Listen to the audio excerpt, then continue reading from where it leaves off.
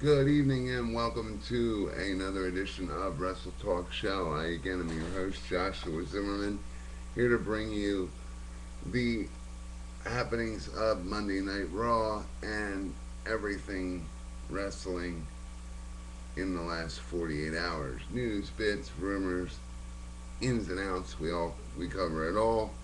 We want to thank, as always, our YouTube, Facebook, and general following nowadays, as our male demographic is 85% and the female is 15%. So we want to thank all the additional ladies that joined to the already existing demographic. Thank you for an interest in our program, and we hope to keep giving you material that you're interested in. To update a previous video, Monday Night Raw scored a 3.26.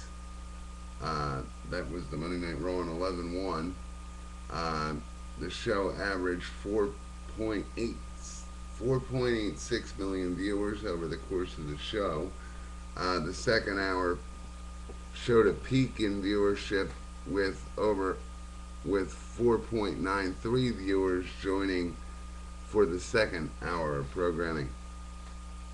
Shows you might be interested in watching, but in this case probably not. Exclusively on WWE.com, WWE presents NXT. The highlights for that event are the Goldust and Xana wedding. It's supposed to be an elimination episode, so look for one of the rookies to get eliminated or not. You never know with this program. The spoiler is that, well, not really the spoiler, Ted DiBiase vowed to be in attendance, so the subplot is that he's going to ruin the wedding, therefore it'll never happen, and if it never happens, Xana technically gets deported. Moving on to news, during Monday Night Raw, Linda McMahon vowed to use up to $50 million of her personal fortune to fund the campaign she's currently on for a Senate seat of Connecticut, for Connecticut Senate. This would be earnings she gained while being CEO of World Wrestling Entertainment. Little bit of bizarre news. The Associated Press picks up the Vince coma storyline skit really, and it's featured as a top headline in the number one leading newspaper in Connecticut. I guess they thought it was a real event, or maybe they were outraged. Wasn't really clear on how it was interpreted. I'm assuming it was taken as a real event, knowing the way the media mixes things up. You're going to notice more Syfy Network cross promotion with its shows, as Edge will be starring in an episode of Sanctuary. He'll be featured as an abnormal named Velo, Thelo, Velo, however you would pronounce that, on Sanctuary. So look for that. It's been announced that November 15th, 2010 will be a 3-hour old school edition of Monday Night Raw. 6 legends are booked for the event, including Sergeant Slaughter, Dusty Rhodes, Snuka, Piper, Sheik, and Hacksaw Jim Duggan. Normal appearances from the usual Kane, Edge, Rey Mysterio, Big Show, Jack Swagger, and Kofi Kingston.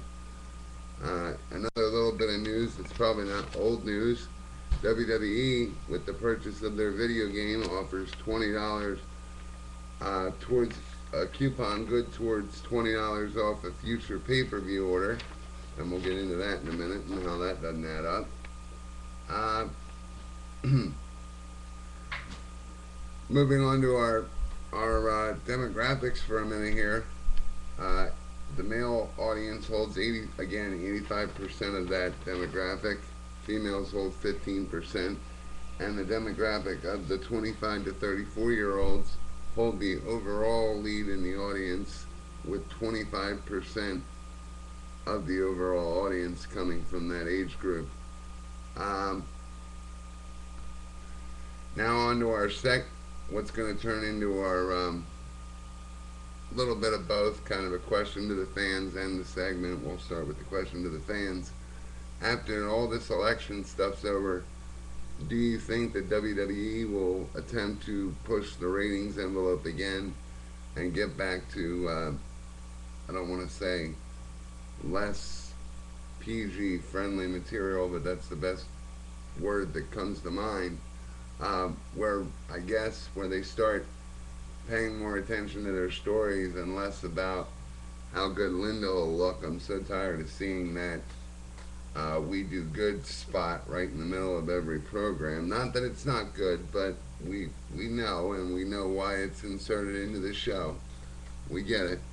But do you think that the the content will basically get better because they won't need to keep things as clean as they have been over the last couple weeks, because she's either going to win or lose tonight?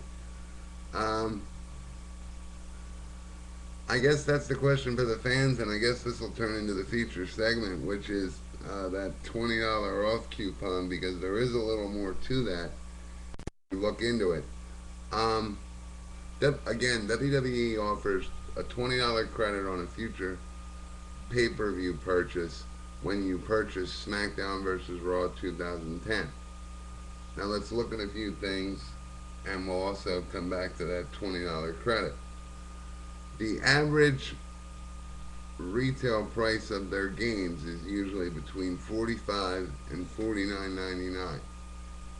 The average pay-per-view cost, and this is just rounding roughly, with fees and taxes from the cable provider and the pay-per-view provider, mind you, comes to about $59 to $60. Now, you factor in that $20 credit. It's averaged that the final cost, even after this credit, to the fan is $88.99 and above. Just figure $88.99 to $100. And with the product that's out there now, I guess it turns into a question too. Is the product that you're getting and the product you would be buying, and how, I don't know, what kind of bored me with the games was how it went from major add-ins to the game to minor touches to pre-existing things that were already there. That, and I just got out of video games, but this isn't a video game rant, so it doesn't matter. My theory is the savings are no good. The customer buys the pay-per-view to redeem the $20 off, but the pay-per-view is already sold at $60, you figure, with the fees the pay-per-view provider charges you and the cable provider charges you. So the pay-per-view is already $60 alone. You factor in what should be a savings, and it's better than it could be, but like I said, you're still asking your fan base, the ones that aren't too happy with your product as it is, to put $88 to $100 into what you've been basically showing for the last couple months, because right around Christmas, basically every 8 to 10 months, because right around Christmas they come out with a new game. I don't know. Like I said, I haven't played their games, the pay-per-views, since I covered SummerSlam and bought SummerSlam. I haven't purchased another pay-per-view because there hasn't really been anything there. Will I purchase WrestleMania? Maybe. But if it's anything like the current pay-per-views that they're showing now, probably not. You can get it's to the point where my colleagues kind of say the same thing. Why pay the $50 when you're virtually going to recap it on Raw? and I don't read spoilers. I do wait for Raw, but that's my mindset. I mean, outside of the blow for blow, and considering the selling hasn't been much in that department, that's why overall it's a many of things, as we know, but that's just one of the issues. But if you're going to recap a pay per view on Raw for free anyway, and I'm already paying a cable bill, why would I want to add $50 to that when, in theory, I'm not really going to miss anything? I'll find out who won just by who cuts the first promo and what the promo is about. Not saying that wrestling gives itself away, just pointing out that with most of these pay-per-views, you can just wait till the televised event because they build the televised event, the following televised event hype comes from that pay-per-view. So of course they're going to cover it. Now, what would be cool is if they had a separate story and they had product decent enough that could stand up in a 3 hour window, and that they were guaranteed the buys, where they had a separate story where if you didn't buy the pay-per-view, you didn't understand what was going on Raw. But they don't have a product that could stand up to that kind of scrutiny, because that would mean paying attention to detail again. And even with the emails to the GM, we see that attention to detail, they're kind of laxed on anymore. I mean, and like I said, that's why I posed the fan question, do you think things will be different?